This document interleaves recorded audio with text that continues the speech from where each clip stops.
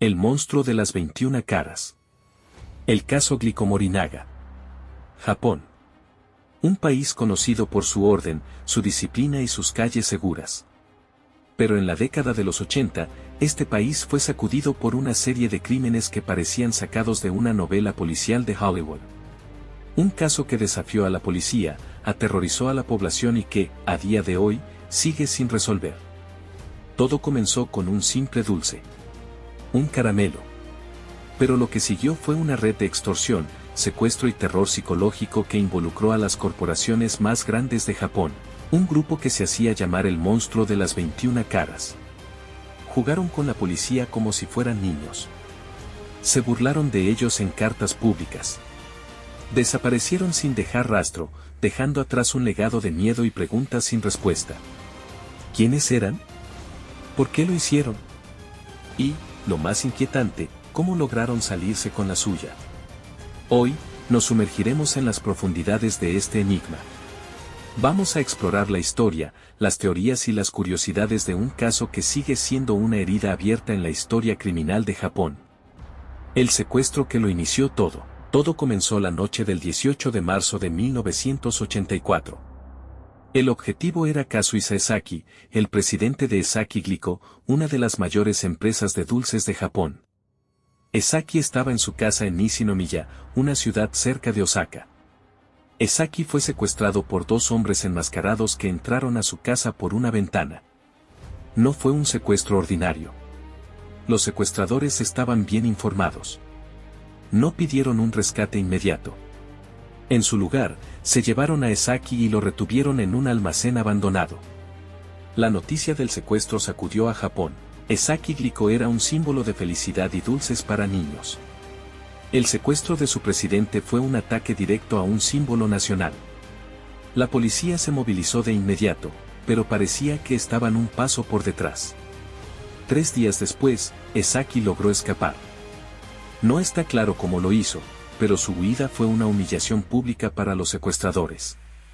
Sin embargo, su escape no puso fin al misterio. De hecho, fue solo el comienzo. El monstruo aparece. Poco después de la huida de Esaki, la empresa Glico comenzó a recibir cartas de extorsión. Pero no eran cartas ordinarias. Estaban firmadas por un grupo que se hacía llamar el monstruo de las 21 caras, un nombre tomado de una serie de novelas detectivescas populares en Japón. Estas cartas no solo pedían dinero. Eran cartas burlonas, arrogantes y llenas de desprecio por la policía. He aquí un fragmento de una de las primeras cartas. A los tontos de la policía. ¿Son estúpidos? ¿Por qué no nos atrapan? Estamos justo delante de sus narices. Pero no pueden vernos, ¿verdad? Somos el monstruo de las 21 caras. Nos divertimos mucho con ustedes. Ja, ja, ja. El grupo amenazó con envenenar los dulces de Glico con cianuro si no se pagaba el rescate. Para demostrar su seriedad, enviaron paquetes de dulces envenenados a las oficinas de la empresa. Glico se vio obligada a retirar todos sus productos de los estantes de los supermercados, lo que les costó millones de dólares. El pánico se apoderó de Japón.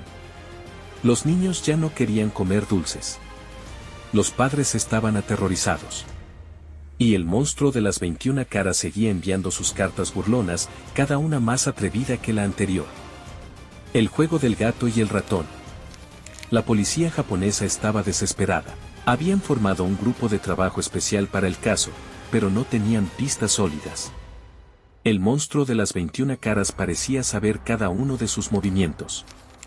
El grupo organizó varios intercambios de dinero, pero siempre parecían cancelarlos en el último minuto. En un caso, un policía encubierto estuvo a punto de capturar a uno de los sospechosos, un hombre con una gorra de béisbol azul. Pero el hombre logró escapar en la confusión de la multitud. Este boceto se convirtió en la cara del misterio. Pero, ¿era solo un miembro del grupo o el cerebro detrás de todo? Nadie lo sabía. Mientras tanto, el grupo comenzó a enviar cartas a los medios de comunicación, no solo a la policía. Se burlaban de los investigadores en público, lo que erosionó la confianza del público en la policía. Un fragmento de otra carta decía: Señor jefe de policía, ¿todavía está buscando? Lo sentimos por usted. Pero la policía es tan inútil. Estamos en todas partes y en ninguna parte. Ja, ja, ja. El grupo parecía disfrutar del caos que estaban causando. No se trataba solo de dinero. Se trataba de poder, de control y de burlarse de las instituciones que debían proteger a la sociedad. La extensión del terror. El terror no se limitó a Glico. El monstruo de las 21 caras comenzó a apuntar a otras empresas de dulces, como Morinaga. También amenazaron con envenenar sus productos. El patrón de extorsión y burla se repitió. Morinaga, al igual que Glico, se vio obligada a retirar sus productos. El impacto económico fue devastador. Y la policía seguía sin tener pistas. La presión sobre la policía era inmensa. El público exigía respuestas. El gobierno estaba preocupado. Y el monstruo de las 21 caras parecía invisible. El caso se volvió tan notorio que incluso se convirtió en un tema de conversación internacional. ¿Cómo podía un grupo de extorsionadores paralizar a una de las economías más avanzadas del mundo? La respuesta, como veríamos, estaba llena de complejidades y contradicciones. El final abrupto y el misterio persistente. En agosto de 1985, un trágico incidente cambió el curso del caso. El jefe de la policía de la prefectura de Shiga, Soji Yamamoto, se quitó la vida. Había estado bajo una inmensa presión por no poder resolver el caso. El suicidio de Yamamoto fue un golpe devastador para la policía. Poco después de su muerte, el monstruo de las 21 caras envió su última carta. Una carta que puso fin a su reinado de terror de una manera tan misteriosa como su aparición. La carta decía: Señor jefe de policía que se suicidó, lo sentimos mucho. Ya no nos divertimos. Estamos hartos de ustedes, los tontos de la policía. Así que vamos a parar. Nos vamos de viaje. Pero no se preocupen, volveremos algún día. Ja, ja, ja. Y así, el monstruo de las 21 caras desapareció. Nunca fueron capturados. Nunca se pagó ningún rescate. El caso quedó sin resolver, convirtiéndose en uno de los misterios más famosos de Japón. ¿Qué pasó con ellos? ¿Por qué se detuvieron? ¿Eran un grupo de criminales ingeniosos o simplemente un grupo que tuvo suerte? Las preguntas siguen sin respuesta, dejando un vacío en la historia criminal de Japón. Teorías y especulaciones. A lo largo de los años, han surgido muchas teorías sobre la identidad del monstruo de las 21 caras. Vamos a explorar algunas de las más populares. Ex empleados de Glico o Morinaga. Esta es una teoría plausible. Los secuestradores tenían un conocimiento detallado de las operaciones de Esaki y de las empresas.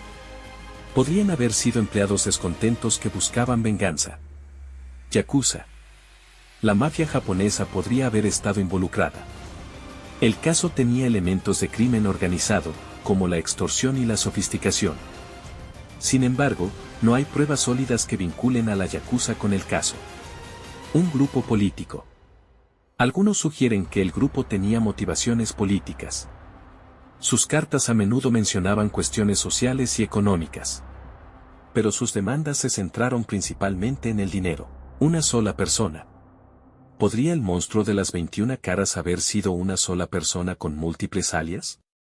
Esto explicaría la consistencia en el tono de las cartas, pero sería extremadamente difícil de llevar a cabo para una sola persona. Cada teoría tiene sus fortalezas y debilidades. Pero ninguna de ellas ha sido probada de forma concluyente. El misterio persiste, alimentando la imaginación de escritores, cineastas y entusiastas del crimen. Conclusión. El caso del monstruo de las 21 caras es un recordatorio de que, incluso en las sociedades más ordenadas, el caos y el misterio pueden acechar en las sombras. Es una historia de crimen, de extorsión y de una burla pública a la autoridad. Pero también es una historia de preguntas sin respuesta y de un misterio que sigue cautivando a Japón y al mundo. Hoy, los dulces de Glico y Morinaga siguen siendo populares en Japón. Pero para aquellos que recuerdan los eventos de 1984, estos dulces son un recordatorio de un tiempo en que el terror se ocultaba en un simple caramelo, un tiempo en que el monstruo de las 21 caras jugaba un juego que nadie más entendía. ¿Y tú, qué piensas? ¿Quiénes crees que eran el monstruo de las 21 caras? Déjanos tus teorías en los comentarios. No olvides suscribirte para más contenido de misterio. Y como siempre, mantente curioso.